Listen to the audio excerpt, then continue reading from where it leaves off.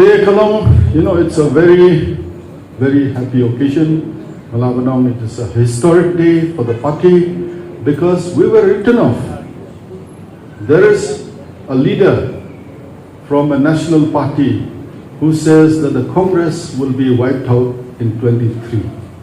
We are sending a message, be careful, we will wipe you out. We will wipe you out in 23.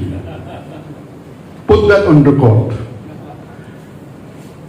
Because as said by the earlier leaders, if there's one party, I like the word of our young leader who has just joined the party, Adrian. If there's one party that doesn't discriminate on caste, creed, or in any other category, is the Congress party. It will remain so, and especially for the small, indigenous, minuscule population like us. The Congress party becomes stronger, we are safer. The Congress party becomes weaker, we are in danger.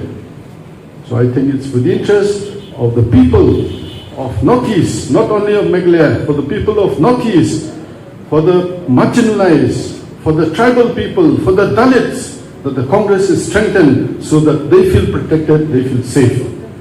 So I'll not prolong my speech, but this is a very, very happy occasion, a historic day I would say, and the credit I think must go to our President-elect, Mapada.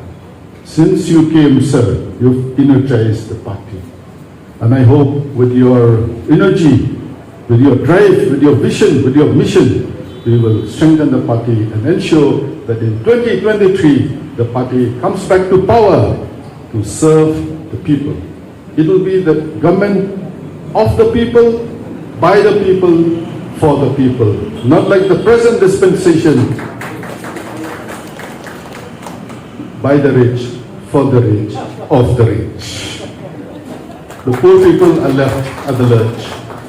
So, as people on Gibamansua, we are here to serve the people, and we will serve the people. That is the promise, that is the assurance we will give to the people of the state and the people of the country.